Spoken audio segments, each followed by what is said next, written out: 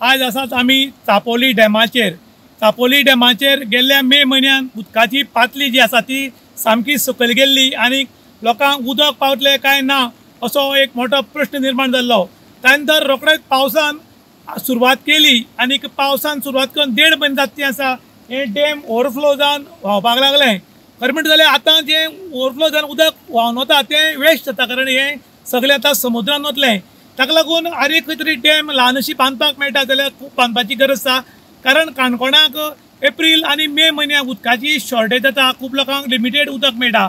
आमचे कडेन भरपूर उदक आसा, पूण हें उदक आतां डॅम फूल जालें की वेस्ट जाता आनी सगळे दर्यान गेल्ल्या कारणान लोकांनी एक तरेन नाराजी व्यक्त केल्या, कारण बाकी कडेन खंय तरी डॅम जर बांदत जाल्यार बरी जातली म्हूण।